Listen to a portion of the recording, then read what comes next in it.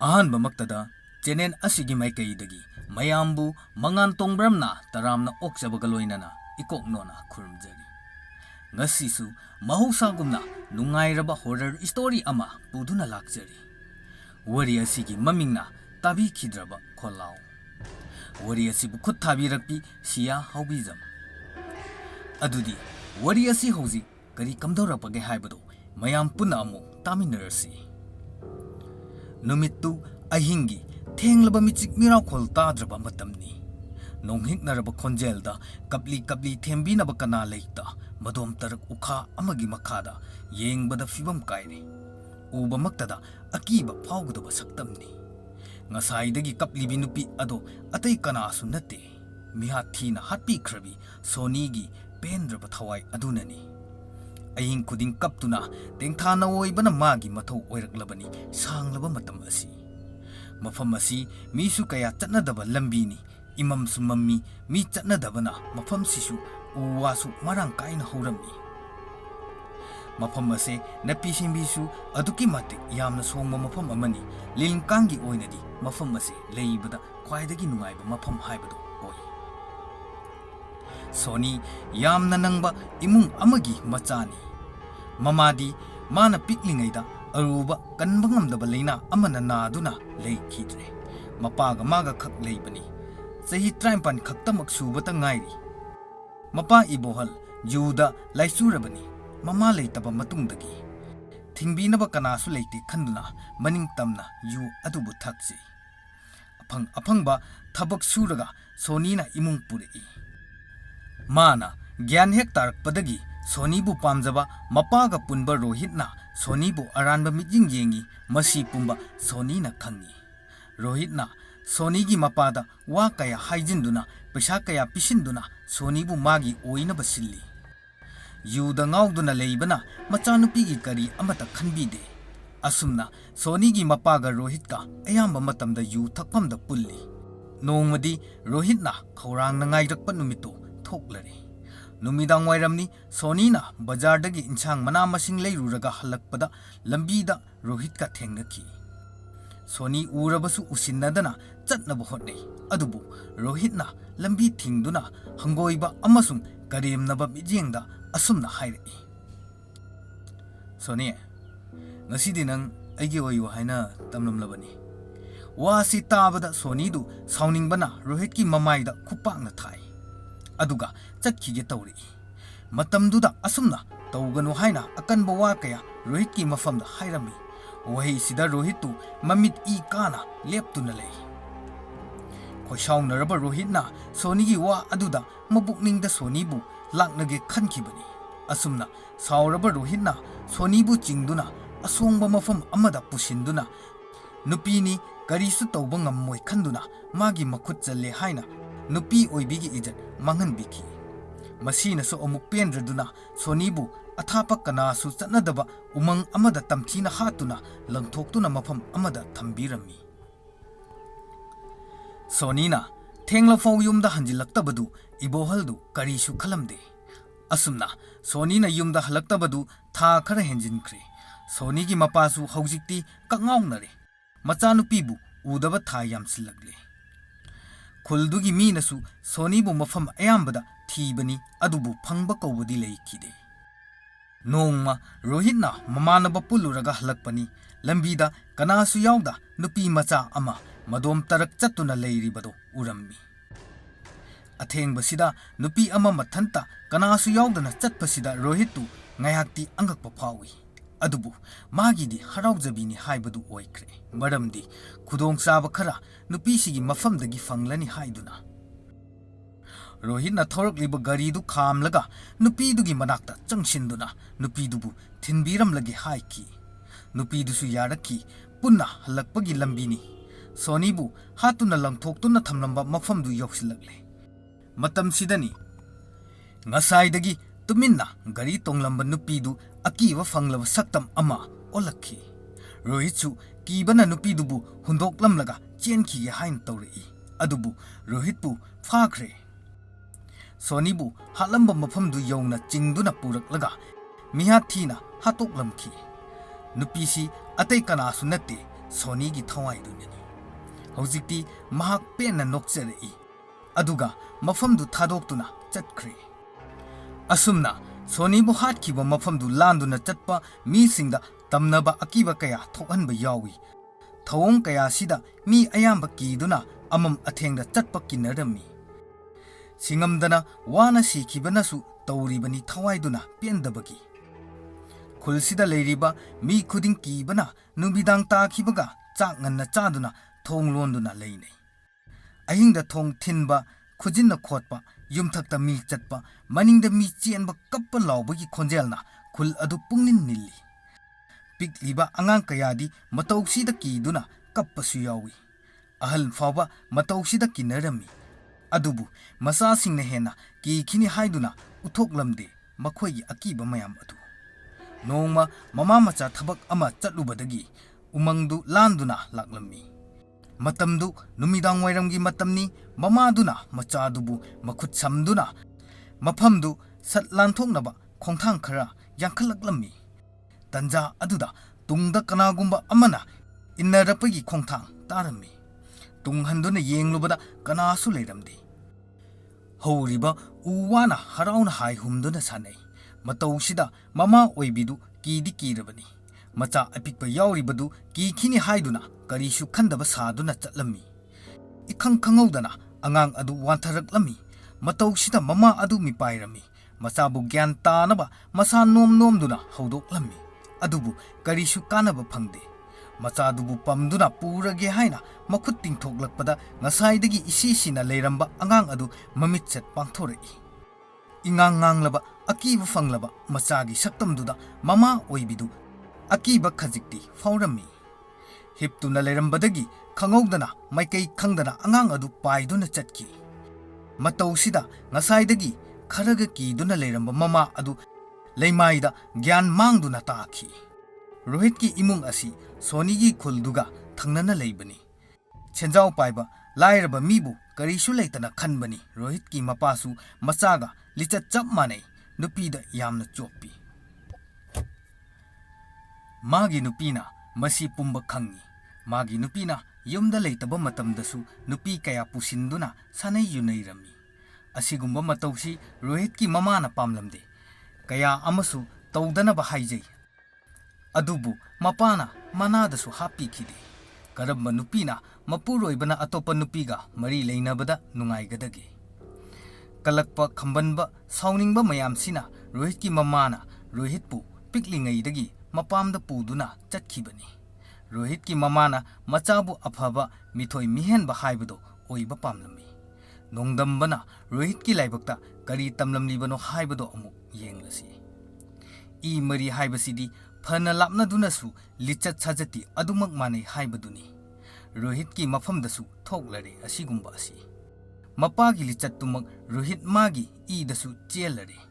Asum haukiduna Rohitsu pakhang pungkak pharagle. Nong mamana thabak ama chatluraga halakpadani. Sonybu ihan hana ukibasi.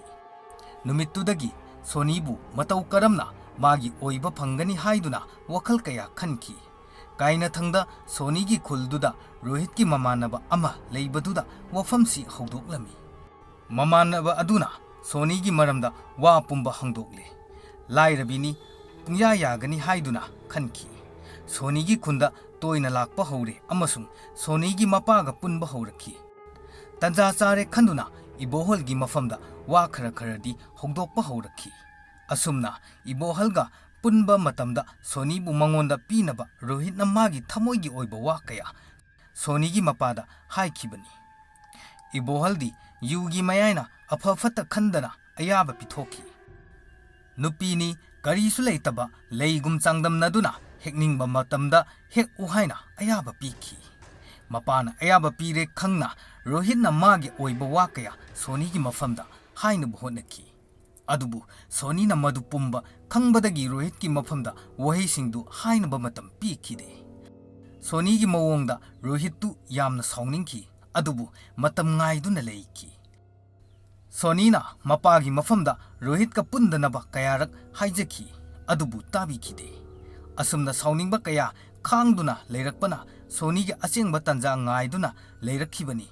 ꯐꯪꯁꯨ ꯐꯪꯈꯤ ꯔꯣꯍꯤꯠꯀꯤ ꯑꯄꯥꯝꯕ ꯑꯗꯨꯃꯛ ꯃꯆꯤꯟꯖꯥꯛ ꯂꯥꯝꯂꯕ ꯁꯥꯒꯤ ꯃꯅꯥꯛꯇ ꯆꯥꯛꯊꯥꯛ ꯄꯤꯕꯒꯨꯝ ꯊꯣꯛꯈꯤ ꯁꯣꯅꯤ ꯑꯗꯨ ꯋꯥꯔꯤꯁꯤꯡꯁꯤ ꯅꯤꯡꯁꯤꯡꯂꯨꯕꯗ ꯁꯣꯅꯤꯒꯤ ꯃꯄꯥꯗꯨ ꯉꯁꯤꯗꯤ ꯃꯃꯤꯠꯇꯒꯤ ꯃꯄꯤ ꯇꯥꯗꯨꯅ ꯅꯤꯡꯉꯝꯗꯅ ꯑꯁꯨꯝ ꯍꯥꯏꯈꯤ ꯄꯦꯟꯗꯦꯗꯀꯣ ꯏꯄꯥꯒꯤ ꯏꯕꯦꯝꯃ ꯅꯨꯡꯉꯥꯏꯕꯁꯨ ꯐꯪꯖꯈꯤꯗ꯭ꯔꯕ ꯏꯄꯥꯒꯤ ꯃꯤꯑꯣꯠ ꯃꯤꯆꯩ ꯈꯥꯡꯗꯨꯅ ꯌꯥꯝꯅ ꯋꯥꯅ ꯂꯩꯔꯛꯂꯒ ꯈꯪꯎ ꯊꯛꯇ ꯃꯥꯡꯉꯤꯗꯀꯣ ꯅꯨꯡꯉꯥꯏꯅ ꯀꯦꯅ ꯅꯧꯅ ꯂꯩꯖꯒꯗꯧꯕ ꯏꯆꯥꯅ ꯅꯣꯡꯃꯒꯤ ꯑꯐꯪ ꯑꯐꯪꯕ ꯊꯕꯛ ꯁꯨꯔꯒ ꯅꯄꯥꯕꯨ ꯌꯨ ꯉꯥꯎꯕ ꯑꯩꯕꯨꯁꯨ ꯏꯆꯥꯅ ꯊꯥꯛꯂꯛꯄꯅꯤꯀꯣ ꯑꯉꯥꯡ ꯑꯣꯏꯔꯤꯕꯤ ꯏꯆꯥꯕꯨ ꯃꯍꯩ ꯇꯝꯍꯟꯕꯒꯤ ꯃꯍꯨꯠ ꯏꯆꯥꯅ ꯃꯄꯥ ꯑꯩꯕꯨ ꯃꯃꯥ ꯃꯄꯥ ꯁꯛꯅ ꯅꯥꯀꯣꯟꯕꯒꯨꯝꯅ ꯇꯧꯈꯤꯕꯅꯤꯀꯣ ꯅꯃꯥꯅꯗꯤ ꯅꯪꯕꯨ ꯃꯤꯊꯣꯏ ꯃꯤꯍꯦꯟꯕ ꯑꯣꯏꯍꯜꯂꯛꯎ ꯍꯥꯏꯅ ꯁꯤꯔꯝꯗꯥꯏꯒꯤ ꯃꯤꯀꯨꯞꯇ ꯏꯄꯥꯒꯤ ꯈꯨꯠꯁꯤꯗ ꯁꯤꯟꯅꯔꯝꯕꯅꯤ ꯃꯁꯤꯒꯤ ꯑꯣꯟꯅ ꯇꯩꯅꯕꯗ ꯏꯄꯥꯅ ꯇꯧꯈꯤꯕ ꯃꯌꯥꯝꯗꯣ ꯅꯤꯡꯁꯤꯡꯂꯨꯔꯒ ꯉꯁꯤꯗꯤ ꯏꯄꯥꯒꯤ ꯊꯃꯣꯏꯁꯤ ꯀꯥꯏꯔꯦ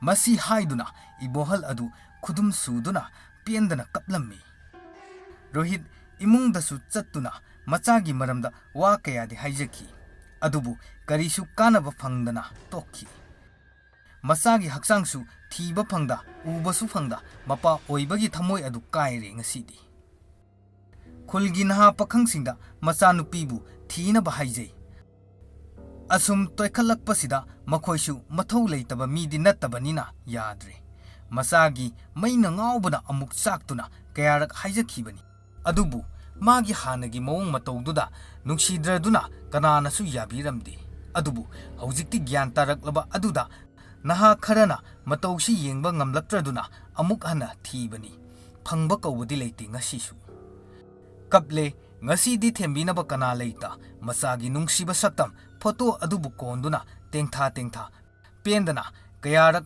ꯐꯣꯡꯗꯣꯛꯇꯨꯅ ꯀꯞꯂꯤ ꯁꯣꯝꯗꯁꯨ ꯔꯣꯍꯤꯠꯀꯤ ꯃꯃꯥꯗꯨ ꯃꯆꯥ ꯊꯤꯕ ꯐꯪꯂꯛꯇꯕ ꯀꯨꯏꯁꯤꯜꯂꯛꯄ ꯑꯁꯤꯗ ꯑꯃꯨꯛ ꯍꯟꯅ ꯆꯪꯂꯔꯣꯏ ꯈꯟꯈ꯭ꯔꯕ ꯃꯄꯨꯔꯣꯏꯕꯒꯤ ꯃꯌꯨꯝꯗ ꯂꯥꯛꯇꯨꯅ ꯃꯆꯥꯕꯨ ꯐꯪꯅꯕ ꯊꯤꯃꯤꯟꯅꯁꯤ ꯍꯥꯏꯔꯝꯃꯤ ꯃꯆꯥꯕꯨꯗꯤ ꯅꯨꯡꯁꯤꯕ ꯀꯧꯕꯅꯤ나 ꯃꯄꯥꯗꯨꯁꯨ ꯃꯥꯒꯤ ꯅꯨꯄꯤꯅ ꯍꯥꯏꯔꯤꯕ ꯋꯥꯗꯨ ꯌꯥꯔꯝꯃꯤ ꯃꯄꯥꯒꯤ ꯃꯤ ꯀꯌꯥ ꯊꯥꯗꯣꯛꯇꯨꯅ ꯃꯆꯥ ꯔꯣꯍꯤꯠꯄꯨ ꯊꯤꯍꯜꯂꯝꯃꯤ ꯐꯪꯗ꯭ꯔꯦ ꯑꯗꯨꯃꯛ ꯊꯤꯔꯕꯁꯨ ꯑꯁꯨꯝꯅ ꯊꯥ ꯈꯔꯁꯨ ꯍꯧꯖꯤꯟꯈ꯭ꯔꯦ ꯍꯧꯖꯤꯛꯁꯨ ꯐꯪꯕꯗꯤ ꯂꯩꯔꯝꯗꯦ ꯅꯣꯡꯃ ꯈꯨꯟꯗꯨꯒꯤ ꯑꯉꯥꯡ ꯑꯃ ꯃꯥꯡꯕꯗꯒꯤ ꯃꯃꯥ ꯃꯄꯥ ꯑꯣꯏꯔꯤꯕ ꯑꯉꯥꯡꯗꯨꯒꯤ ꯏꯃꯨꯡꯗꯨ ꯌꯥꯝꯅ ꯃꯤꯄꯥꯏꯅꯔꯝꯃꯤ ꯃꯥꯡꯈꯤꯕꯗꯒꯤ ꯊꯤꯕꯗꯨꯅ ꯅꯨꯡꯗꯥꯡꯋꯥꯏꯔꯝ ꯐꯥꯎꯕ ꯊꯤꯕ ꯐꯪꯖꯤꯜꯂꯛꯇꯕ ꯑꯁꯤꯗ ꯃꯃꯥ ꯑꯣꯏꯕꯤꯗꯣ ꯀꯞꯂꯔꯦ ꯈꯨꯜꯗꯨꯒꯤ ꯑꯍꯟ ꯑꯃꯅ ꯋꯥꯔꯤꯁꯤ ꯇꯥꯕꯗꯒꯤ ꯑꯁꯨꯝꯅ ꯍꯥꯏꯔꯛꯂꯝꯃꯤ ꯑꯍꯜ ꯑꯁꯤ ꯂꯥꯏꯒꯤ ꯇꯤꯟꯒꯤ ꯃꯔꯝꯗ ꯈꯔ ꯑꯗꯨ ꯈꯪꯕꯅꯤ ꯑꯗꯨꯅ ꯑꯁꯨꯝꯅ ꯍꯥꯏꯔꯛꯏ ꯑꯉꯥꯡ ꯑꯁꯤ ꯊꯋꯥꯏ ꯑꯃꯅ ꯆꯦꯟꯕ ꯅꯠꯇ꯭ꯔꯒ ꯍꯦꯂꯣꯏꯅ ꯆꯦꯟꯕ ꯑꯣꯏꯔꯕꯁꯨ ꯌꯥꯏ ꯑꯖꯥ ꯄꯨꯖꯥ ꯇꯧꯗꯨꯅ ꯆꯥꯛꯊꯥꯛ ꯄꯤꯗꯨꯅ ꯑꯉꯥꯡ ꯑꯁꯤꯒꯤ ꯊꯋꯥꯏ ꯑꯗꯨ ꯀꯟꯅꯕ ꯍꯣꯠꯅꯁꯤ ꯍꯥꯏꯅ ꯍꯥꯏꯔꯝꯃꯤ ꯋꯥꯍꯩ ꯑꯁꯤ ꯇꯥꯕꯗ ꯉꯁꯥꯏꯗꯒꯤ ꯀꯞꯂꯝꯕ ꯃꯃꯥ ꯑꯗꯨ ꯄꯥꯈꯠꯄꯒ ꯂꯣꯏꯅꯕ ꯃꯤꯠꯌꯦꯡꯅ ꯑꯍꯜꯗꯨꯗ ꯌꯦꯡꯂꯛꯏ ꯑꯗꯨꯒ ꯑꯁꯨꯝꯅ ꯑꯍꯜꯗꯨꯗ ꯍꯥꯏꯕꯒꯤ ꯃꯇꯨꯡ ꯏꯟꯅ ꯑꯖꯥ ꯄꯨꯖꯥ ꯇꯧꯅꯕ ꯄꯣꯠꯂꯝ ꯆꯩꯔꯝ ꯈꯔ ꯂꯥꯡꯗꯨꯅ ꯄꯨꯖꯥꯒꯤꯗꯃꯛ ꯁꯦꯝ ꯁꯥꯕ ꯂꯣꯏꯈ꯭ꯔꯦ ꯂꯥꯏ ꯈꯨꯔꯨꯝꯅꯕ ꯑꯍꯟꯗꯨꯅ ꯃꯩ ꯆꯨꯈꯠꯂꯦ ꯑꯀꯣꯏꯕ ꯑꯗꯨꯗ ꯄꯨꯖꯥ ꯇꯧꯕꯗ ꯆꯪꯒꯗꯕ ꯄꯣꯠꯂꯝꯁꯤꯡꯗꯨ ꯏꯀꯣꯏ ꯀꯣꯏꯅ ꯊꯝꯃꯤ ꯃꯁꯤꯒꯤ ꯃꯇꯨꯡ ꯃꯆꯤꯟꯗ ꯂꯥꯏꯔꯣꯟ ꯈꯔ ꯁꯣꯟꯗꯨꯅ ꯊꯋꯥꯏꯗꯨꯕꯨ ꯂꯥꯛꯅꯕ ꯀꯧꯔꯝꯃꯤ ꯍꯦ ꯊꯋꯥꯏ ꯃꯤꯔꯦꯟ ꯅꯪꯒꯤ ꯑꯄꯥꯝꯕ ꯍꯥꯏꯔꯣ ꯑꯗꯨꯒ ꯀꯔꯤꯁꯨ ꯈꯪꯗ꯭ꯔꯤꯕꯤ ꯑꯉꯥꯡ ꯑꯗꯨꯗꯤ ꯁꯣꯛꯀꯅꯨ ꯑꯩꯒꯤ ꯃꯤꯠꯃꯥꯡꯗ ꯊꯣꯛꯂꯛꯇꯨꯅ ꯅꯪꯒꯤ ꯑꯄꯥꯝꯕ ꯍꯥꯏꯔꯔꯣ ꯑꯁꯤ ꯍꯥꯏꯅ ꯍꯥꯏꯔꯛꯄꯗ ꯁꯣꯅꯤꯒꯤ ꯊꯋꯥꯏꯗꯨ ꯊꯣꯛꯂꯛꯇꯨꯅ ꯂꯦꯞꯂꯔꯦ ꯑꯍꯜꯗꯨꯅ ꯊꯋꯥꯏ ꯑꯗꯨꯗ ꯑꯁꯨꯝꯅ ꯍꯪꯂꯛꯏ ꯍꯦ ꯊꯋꯥꯏ ꯅꯪꯒꯤ ꯑꯄꯥꯝꯕ ꯍꯥꯏꯔꯣ ꯃꯁꯤꯗ ꯊꯋꯥꯏꯗꯨꯅ ꯑꯩꯒꯤ ꯑꯄꯥꯝꯕ ꯍꯥꯏꯕ ꯍꯥꯏꯗꯨꯅ ꯇꯝꯊꯤꯔꯕ ꯁꯛꯇꯝꯗꯨꯗ ꯈꯥꯛꯅ ꯈꯥꯛꯅ ꯅꯣꯛꯄ ꯍꯧꯔꯛꯂꯦ ꯑꯗꯨꯒ ꯊꯋꯥꯏ ꯅꯨꯄꯤ ꯑꯁꯤꯅ ꯑꯁꯨꯝꯅ ꯍꯥꯏꯔꯛꯏ ꯑꯉꯥꯡꯁꯤꯒꯤ ꯊꯋꯥꯏ ꯂꯧꯕꯅꯤ ꯑꯩꯒꯤ ꯑꯄꯥꯝꯕ ꯋꯥꯍꯩꯁꯤꯗꯤ ꯑꯍꯜꯗꯨ ꯈꯔꯗꯤ ꯁꯥꯎꯅꯤꯡꯂꯦ ꯋꯥꯍꯩ ꯑꯗꯨ ꯇꯥꯕꯗ ꯑꯗꯨꯕꯨ ꯊꯦꯝꯗꯨꯅ ꯍꯥꯏꯔꯒꯦ ꯈꯜꯂꯛꯂꯦ ꯏꯕꯦꯝꯃ ꯊꯋꯥꯏꯁꯤꯒꯤ ꯃꯍꯨꯠ ꯑꯃ ꯑꯣꯏꯅ ꯍꯥꯏꯌꯨ ꯁꯣꯅꯤꯒꯤ ꯊꯋꯥꯏꯗꯨꯅ ꯑꯇꯩ ꯄꯥꯝꯗꯦ ꯑꯉꯥꯡꯁꯤꯒꯤ ꯊꯋꯥꯏ ꯄꯥꯝꯃꯤ ꯍꯥꯏꯗꯨꯅ ꯃꯥꯡꯈ꯭ꯔꯦ ꯑꯍꯟꯗꯨꯅ ꯑꯃꯨꯛꯀ ꯀꯧꯅꯕ ꯍꯣꯠꯅꯕꯗ ꯂꯥꯛꯈꯤꯗ꯭ꯔꯦ ꯑꯍꯟꯗꯨ ꯐꯅ ꯀꯟꯅꯗꯤ ꯍꯣꯠꯅꯕꯅꯤ ꯑꯗꯨꯕꯨ ꯎꯄꯥꯏꯗꯤ ꯂꯩꯈꯤꯗꯦ ꯉꯁꯥꯏꯗꯒꯤ ꯇꯧꯔꯤꯕ ꯃꯑꯣꯡꯁꯤꯗ ꯃꯄꯥ ꯃꯃꯥ ꯑꯣꯏꯕ ꯑꯅꯤꯗꯨꯒꯤ ꯊꯃꯣꯏꯗꯤ ꯑꯁꯨꯛꯀꯤ ꯃꯇꯤꯛ ꯀꯥꯏꯔꯔꯦ ꯑꯁꯨꯝꯅ ꯃꯈꯣꯏꯁꯨ ꯃꯆꯥꯕꯨ ꯀꯟꯕ ꯉꯝꯗꯅ ꯅꯨꯃꯤꯠ ꯑꯗꯨ ꯍꯧꯈꯤ ꯅꯣꯡꯉꯥꯜꯂꯒ ꯃꯆꯥꯒꯤ ꯑꯁꯤꯕ ꯍꯛꯆꯥꯡꯗꯨ ꯃꯈꯣꯏꯒꯤ ꯊꯣꯡꯒꯥꯜꯗ ꯇꯥꯗꯨꯅ ꯂꯩꯔꯝꯃꯤ ꯐꯤꯕꯝꯗꯨ ꯎꯕꯗ ꯃꯃꯥ ꯑꯣꯏꯕꯤ ꯃꯥꯗꯤ ꯈꯨꯗꯛꯇ ꯒ꯭ꯌꯥꯟ ꯃꯥꯡꯂꯝꯃꯤ꯫ ꯑꯁꯨꯝꯅ ꯉꯥꯏꯍꯥꯛꯀꯤ ꯃꯇꯨꯡ ꯃꯆꯥꯒꯤ ꯊꯋꯥꯏ ꯌꯥꯎꯗ꯭ꯔꯕ ꯍꯛꯆꯥꯡ ꯑꯗꯨ ꯃꯌꯥꯝ ꯆꯪꯗꯨꯅ ꯃꯊꯧ ꯃꯉꯝ ꯄꯥꯡꯊꯣꯛꯈ꯭ꯔꯦ꯫ ꯊꯣꯛꯂꯤꯕ ꯑꯣꯏꯔꯤꯕ ꯃꯇꯧ ꯑꯁꯤꯗ ꯈꯨꯜꯒꯤ ꯃꯤꯌꯥꯝꯗꯨ ꯂꯩꯐꯝ ꯈꯪꯅꯔꯝꯗꯦ꯫ ꯍꯌꯦꯡꯅ ꯀꯔꯤ ꯇꯧꯔꯛꯄ ꯍꯥꯏꯅ ꯈꯟꯕꯁꯤꯗ ꯑꯍꯤꯡ ꯇꯨꯝꯗꯕ ꯃꯈꯩ ꯈꯟꯅꯔꯝꯃꯤ꯫ ꯅꯨꯃꯤꯠꯁꯤꯒꯤ ꯑꯍꯤꯡꯗꯨꯃꯛꯇꯗꯅꯤ ꯌꯨꯝꯗꯨ ꯀꯥ ꯍꯦꯟꯅ ꯆꯥꯎꯏ ꯃꯤꯌꯥꯏ ꯆꯜꯂꯕ ꯅꯨꯄꯥ ꯑꯃ ꯇꯨꯝꯂꯤ꯫ ꯄꯨꯡ 12 ꯇꯥꯔꯛꯄꯒꯤ ꯘꯔꯤ ꯑꯗꯨ ꯈꯣꯡꯂꯛꯏ꯫ ꯅꯨꯄꯥ ꯑꯗꯨꯅ ꯃꯤꯀꯞ ꯊꯣꯛꯂꯛꯄꯒ ꯃꯄꯥ ꯆꯥꯅꯈ꯭ꯔꯦ꯫ ꯆꯥꯛꯁꯪꯗ ꯆꯪꯉꯛꯇꯨꯅ ꯊꯛꯅꯕ ꯏꯁꯤꯡ ꯈꯔ ꯂꯧꯗꯨꯅ ꯆꯪꯅꯕ ꯃꯃꯥꯏ ꯂꯩꯊꯣꯔꯛꯄꯗ ꯀꯅꯥꯒꯨꯝꯕ ꯑꯃ ꯎꯈꯤꯕꯒꯨꯝ ꯇꯧꯏ꯫ ꯇꯨꯡ ꯍꯟꯗꯨꯅ ꯌꯦꯡꯕꯗ ꯀꯅꯥꯁꯨ ꯂꯩꯕꯒꯤ ꯃꯃꯤꯗꯤ ꯇꯥꯈꯤꯗꯦ꯫ ꯃꯥꯒꯤ ꯀꯥꯗ ꯆꯪꯗꯨꯅ ꯍꯤꯞꯊꯔꯛꯂꯕ ꯃꯇꯝꯗꯅꯤ ꯃꯥꯅ ꯍꯤꯞꯂꯤꯕ ꯐꯃꯨꯡ ꯑꯗꯨꯒꯤ ꯃꯅꯥꯛꯇ ꯃꯁꯝ ꯌꯥꯝꯅ ꯁꯥꯡꯕꯤ ꯃꯃꯥꯏꯁꯨ ꯃꯁꯝꯗꯨꯅ ꯂꯣꯏꯅ ꯈꯨꯝꯖꯤꯟꯗꯨꯅ ꯅꯨꯄꯤ ꯑꯃ ꯍꯤꯞꯄꯗꯨ ꯍꯦꯛ ꯎꯔꯨꯔꯦ꯫ ꯈꯪꯄ꯭ꯔꯦꯛ ꯍꯦꯛ ꯈꯪꯗꯨꯅ ꯂꯣꯡꯅ ꯍꯧꯒꯠꯂꯛꯏ꯫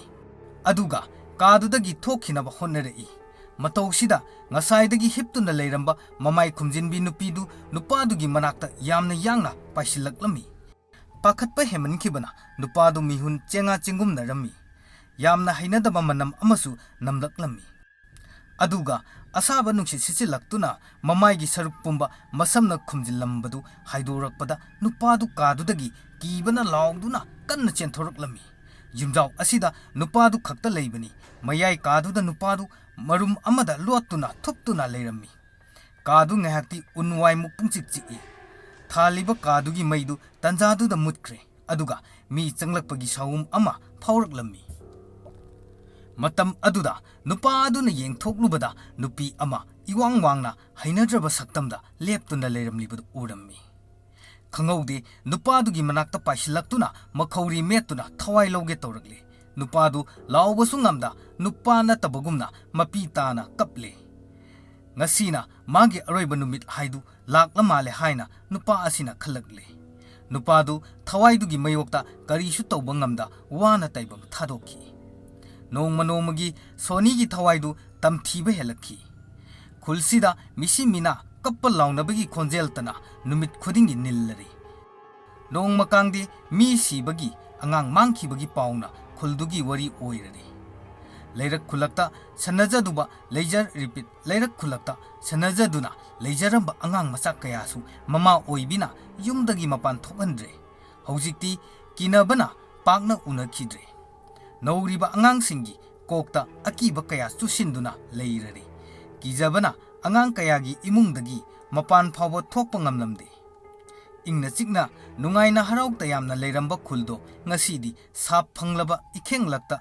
ꯌꯣꯝꯂꯕ ꯂꯥꯟꯐꯝꯒꯤ ꯃꯤꯁꯛꯀꯨꯝ ꯑꯣꯏꯔꯔꯦ꯫ ꯅꯣꯔꯣꯛꯀꯤ ꯃꯐꯝꯒ ꯃꯥꯟꯅꯔꯦ ꯍꯥꯏꯕ ꯑꯗꯨꯅꯤ꯫ ꯈꯨꯜ ꯑꯁꯤꯗ ꯂꯩꯅꯕ ꯀꯤꯗꯨꯅ ꯃꯌꯨꯝ ꯊꯥꯗꯣꯛꯇꯨꯅ ꯆꯠꯄ ꯃꯤ ꯀꯌꯥꯁꯨ ꯌꯥꯎꯔꯦ꯫ ꯊꯣꯛꯂꯤꯕ ꯊꯧꯗꯣꯛ ꯈꯨꯗꯤꯡꯃꯛ ꯁꯣꯅꯤꯒꯤ ꯃꯄꯥꯁꯨ ꯄꯥꯎ ꯂꯣꯏꯅ ꯇꯥꯔꯤꯕꯅꯤ꯫ ꯑꯗꯨꯕꯨ ꯃꯥ ꯋꯥ ꯃꯈꯥꯗꯤ ꯇꯥꯗꯦ꯫ ꯃꯕꯨꯛꯅꯤꯡꯗꯗꯤ ꯑꯁꯨꯝꯅ ꯈꯜꯂꯤ, ꯀꯔꯤꯒꯤꯗꯃꯛ ꯊꯋꯥꯏꯗꯨꯅ ꯊꯕꯛꯁꯤꯡꯁꯤ ꯇꯧꯔꯤꯕꯅꯣ ꯑꯁꯤ ꯍꯥꯏꯅ ꯈꯟꯖꯩ꯫ ꯏꯕꯣꯍꯜꯅꯗꯤ ꯃꯤ ꯍꯥꯠꯂꯤꯕ ꯑꯗꯨꯒ ꯈꯨꯜꯁꯤꯗ ꯊꯣꯛꯂꯤꯕ ꯊꯧꯗꯣꯛꯁꯤ ꯃꯆꯥꯅꯨꯄꯤ ꯁꯣꯅꯤꯒꯤ ꯊꯋꯥꯏꯗꯨꯅ ꯇꯧꯕꯅꯤ ꯍꯥꯏꯕꯗꯤ ꯈꯪꯖꯔꯝꯗꯦ꯫ ꯆꯨꯝꯅꯒꯤ ꯊꯋꯥꯏ ꯑꯃꯅ ꯇꯧꯔꯤꯕꯅꯤ ꯍꯥꯏꯅ ꯂꯧꯔꯝꯃꯤ꯫ ꯆꯤꯡꯗꯤ ꯆꯤꯡꯅꯈꯤꯕꯅꯤ ꯏꯕꯣꯍꯜꯁꯨ ꯑꯃꯨꯛꯁꯨ ꯈꯟꯈꯤ ꯃꯆꯥ ꯁꯣꯅꯤꯅ ꯅꯤꯡꯉꯝꯗꯅ ꯁꯤꯈꯤꯕ ꯑꯃꯗꯤ ꯍꯛꯆꯥꯡꯗꯨ ꯐꯪꯕ ꯉꯝꯈꯤꯗꯕꯅ ꯐꯠꯇꯕ ꯊꯋꯥꯏ ꯑꯣꯏꯅ ꯊꯣꯛꯂꯛꯇꯨꯅ ꯃꯤꯆꯝꯗ ꯑꯣꯠꯂꯤꯔꯥ ꯍꯥꯏꯅ꯫ ꯑꯗꯨꯕꯨ ꯇꯁꯦꯡꯅ ꯈꯪꯗꯕꯅꯤꯅ ꯈꯟꯖꯕꯇ ꯃꯉꯥꯏꯔꯦ꯫ ꯏꯕꯣꯍꯜ ꯆꯥꯔꯦ ꯆꯥꯐꯝ ꯈꯪꯗ ꯇꯨꯝꯂꯦ ꯇꯨꯝꯐꯝ ꯈꯪꯗ ꯇꯧꯔꯤꯕꯁꯤ ꯃꯇꯝ ꯀꯨꯏꯔꯦ꯫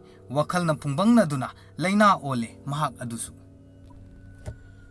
ꯑꯁꯨꯝꯅ ꯁꯣꯅꯤꯒꯤ ꯊꯋꯥꯏꯅ ꯈꯨꯜꯁꯤꯗ ꯂꯩꯔꯤꯕ ꯃꯤꯕꯨ ꯑꯣꯠꯄ ꯂꯦꯞꯇꯦ꯫ ꯅꯣꯡꯃꯅ ꯑꯃꯒꯤ ꯌꯨꯝꯗ ꯑꯁꯨꯝ ꯇꯣꯏꯅ ꯑꯀꯤ ꯑꯈꯪ ꯀꯌꯥ ꯊꯦꯡꯅꯍꯜꯂꯤ꯫ ꯊꯕꯛ ꯁꯨꯕ ꯆꯠꯄꯁꯨ ꯉꯝꯅꯗ꯭ꯔꯦ ꯃꯤ ꯑꯃꯠꯇ꯫ ꯑꯌꯨꯛ ꯑꯣꯏꯔꯕꯁꯨ ꯃꯤ ꯌꯥꯝꯅ ꯄꯨꯜꯂꯕꯗꯤ ꯊꯋꯥꯏꯁꯤꯅ ꯀꯔꯤꯁꯨ ꯇꯧꯗꯦ꯫ ꯅꯥꯏꯇꯣꯝ ꯇꯔꯛ ꯂꯩꯕ ꯈꯛꯇꯗ ꯑꯀꯤꯕ ꯀꯌꯥ ꯊꯦꯡꯅꯍꯟꯈꯤꯕꯅꯤ꯫ ꯏꯆꯤꯛ ꯆꯤꯛꯂꯕ ꯂꯧꯕꯨꯛꯀꯤ ꯂꯧꯇꯥꯡꯁꯪ ꯑꯃꯗ ꯁꯣꯅꯤꯒꯤ ꯊꯋꯥꯏꯗꯨ ꯐꯝꯗꯨꯅ ꯑꯀꯣꯏꯕꯒꯤ ꯁꯛꯇꯝꯗꯨ ꯑꯁꯨꯝ ꯌꯦꯡꯗꯨꯅ ꯀꯞꯇꯨꯅ ꯂꯩ꯫ ꯑꯗꯨꯒ ꯑꯁꯨꯝꯅ ꯈꯜꯂꯛꯏ, ꯑꯩꯁꯨ ꯃꯈꯣꯏꯒꯨꯝ ꯍꯤꯡꯗꯨꯅ ꯂꯩꯔꯝꯂꯕꯗꯤ ꯀꯌꯥꯗ ꯅꯨꯡꯉꯥꯏꯒꯅꯤ꯫ ꯊꯕꯛ ꯋꯥꯅ ꯁꯨꯔꯕꯁꯨ ꯏꯄꯥꯒꯤ ꯃꯤꯑꯣꯠ ꯈꯥꯡꯗꯨꯅ ꯂꯩꯖꯅꯤꯡꯉꯤ꯫ ꯑꯗꯨꯕꯨ ꯍꯧꯖꯤꯛꯇꯤ ꯈꯟꯖꯕ ꯈꯛꯇ ꯃꯉꯥꯏꯔꯦ꯫ ꯄꯨꯝꯅꯃꯛ ꯑꯔꯦꯝꯕ ꯇꯥꯗꯨꯅ ꯇꯣꯛꯂꯦ꯫ ꯑꯩꯅ ꯉꯁꯤ ꯂꯩꯔꯤꯕ ꯐꯤꯕꯝ ꯑꯁꯤ hairaga sauna ngangduna asumna hairaklammi.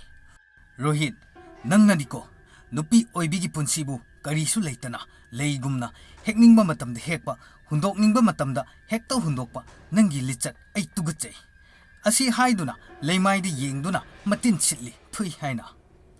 Nupigi punsibu karemnaba hatkani aigi lambida ayet papirakpa miyoi khudingmak masi haiduna mafamdudagi akanba sahumga loinana mangkhre. Nungdangi matamni chaurakna pung nipan mapanmuk tare. Numitsi maisu lakte kendal amakhak thali musi musi ngali pot thampham khudingmak loinamakti mayak sengphatana ui. Nupa adu chak chanaba kanna hotnari. Imungdugi miyoi pumnamakti tumnaba faw yaurabani. Nupa adudi khara thengna chage haiduna hojikta chak pukham adu thangdoktuna thamlaga ising amuk kalli. Pumnamak adu loiraga phamtharaktuna chak adu khara chaba horami. Musi musiba kendal dugi mangal lakta asumna nupa aduna hauna chaba matang sidani. Maning thonglomda kanagumba ama chatpagi makhon tarakhibadu. Kanano haina nupa sina hangi adubu karisu khumlakte. Kanasu leitabagum hojikta takhiba makholduga kaubada kanasu khumlaktaba aduda hui hogdongna chatpa oirangani haina khandoklammi. Aduga chariba chak adu makhatana amuk chai.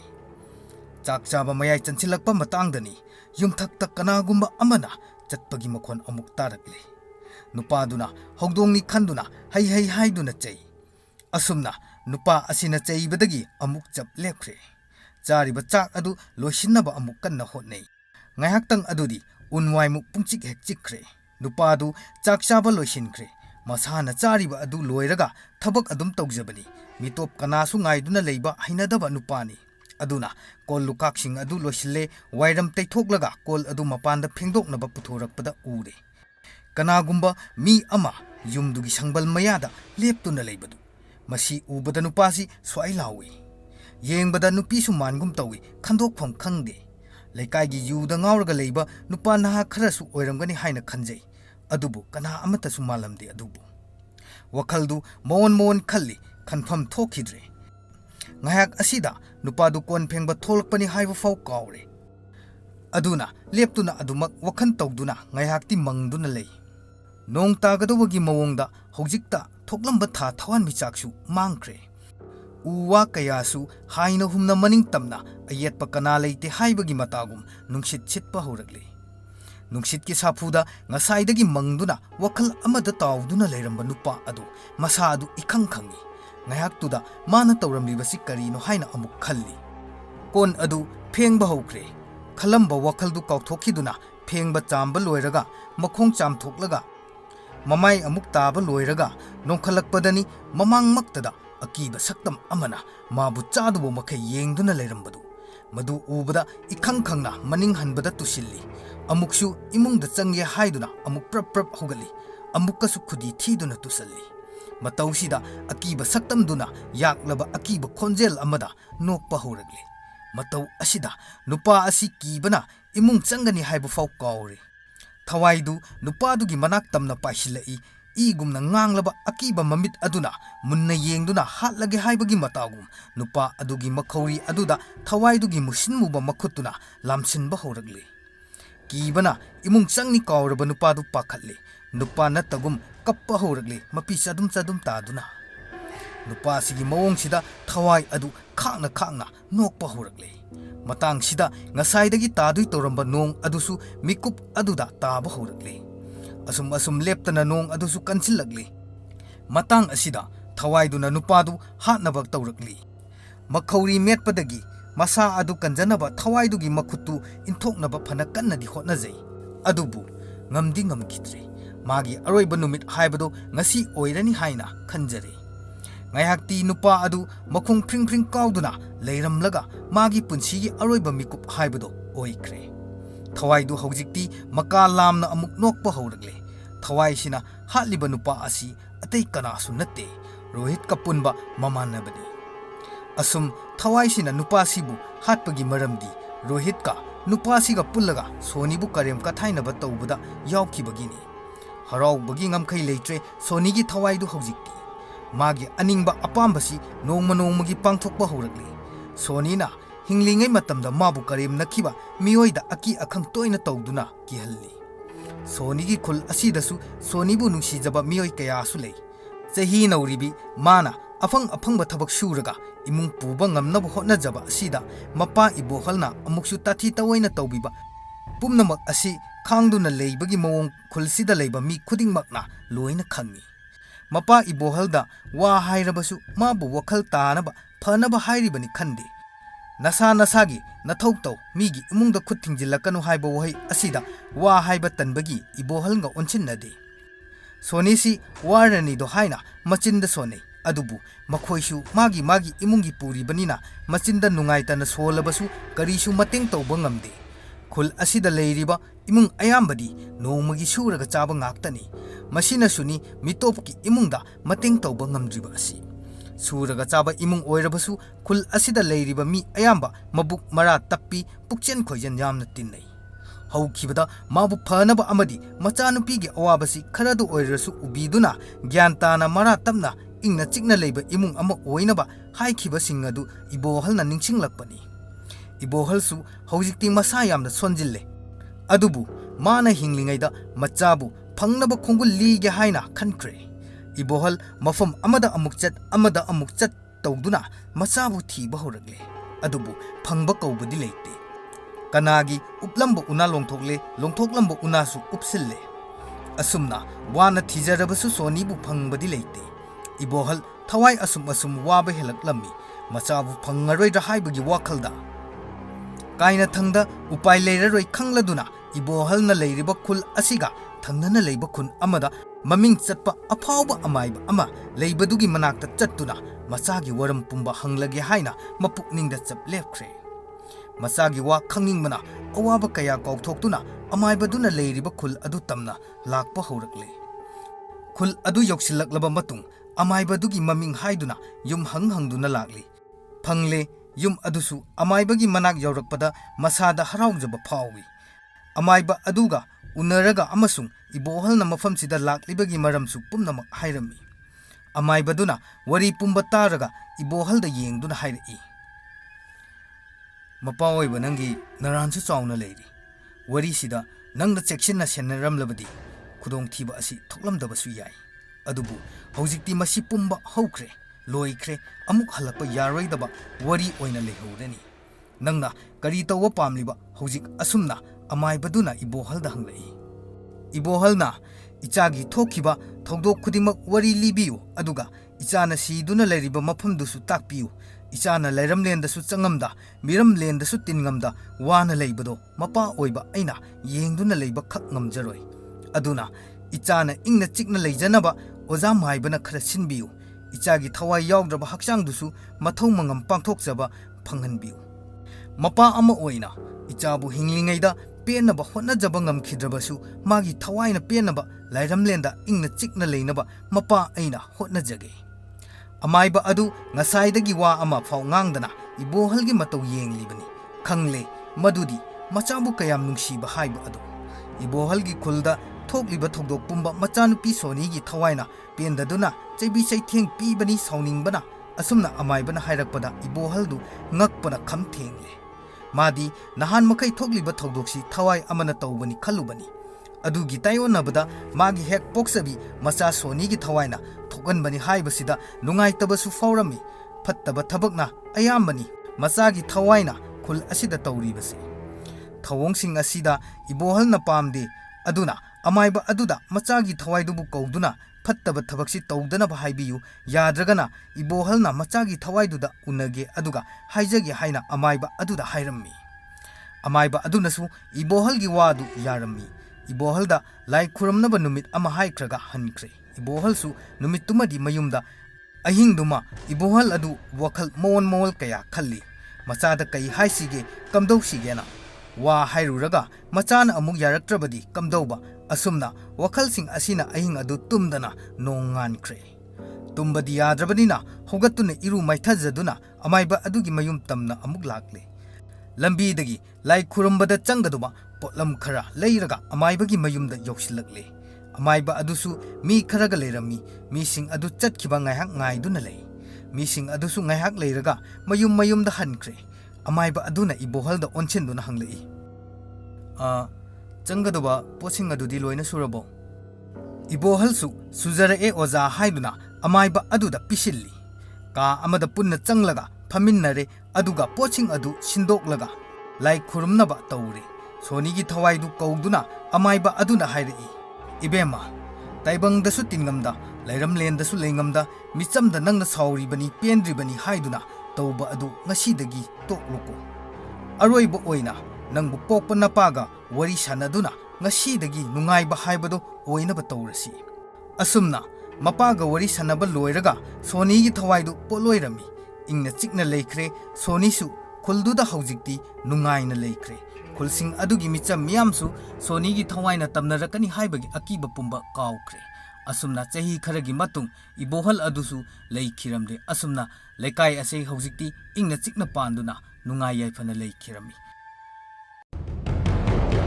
ꯋꯥꯔꯤ ꯑꯁꯤ ꯃꯇꯥꯡ ꯑꯁꯤꯗ ꯂꯣꯏꯁꯤꯟꯖꯔꯦ꯫ ꯋꯥꯔꯤ ꯑꯁꯤꯗ ꯁꯣꯏꯈꯤ ꯂꯥꯟꯈꯤꯕ ꯀꯌꯥ ꯌꯥꯎꯔꯕꯁꯨ ꯇꯥꯕꯤꯔꯤꯕꯁꯤꯡꯅ ꯄꯨꯛꯆꯦꯜ ꯆꯥꯎꯅ ꯉꯥꯛꯄꯤꯌꯨ ꯍꯥꯏꯅ ꯃꯉꯥꯟ ꯇꯣꯡꯕ꯭ꯔꯝꯅ ꯏꯈꯨꯠ ꯑꯅꯤ ꯂꯣꯟꯅꯗꯨꯅ ꯃꯌꯥꯝꯒꯤ ꯃꯐꯝꯗ ꯍꯥꯏꯖꯔꯤ꯫